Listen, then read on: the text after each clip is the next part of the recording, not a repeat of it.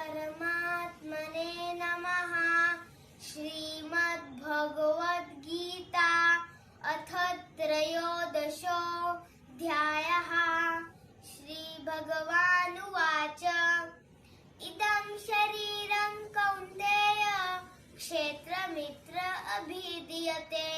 एतद्यो वेत्ति तं प्राहुः क्षेत्रज्ञ इति तद्विदः। क्षेत्रज्ञ चापि मां विद्धि सर्वक्षेत्रेषु भारत। क्षेत्रक्षेत्रज्ञयोर्ज्ञाने यत्तज्ज्ञानं मतं मम। तत्क्षेत्रं यच्च यादृक् च यद्विकारी यतश्च यत् स च यो यत्प्रभावश्च तत्समासेन मे शृणु। ऋषिभिर्बहुधा गीतैः छन्दोभिर्विविधैः कृतम्। ब्रह्मसूत्रपदैश्चैव हेतुमद्भिर्विनिश्चितैः। महाभूतान्यहङ्कारो बुद्धिरव्यक्तमेव च। इन्द्रियाणि दशैकैः च पञ्चचेन्द्रियगोचराः।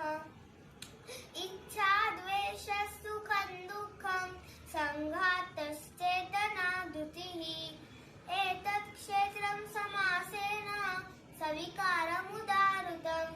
अमानित्वं ब्रह्मविद्त्वम् अहिंसा क्षान्तिरार्जवम् आचार्योपासनौ शौचं स्थैर्यमात्मविनिग्रहः।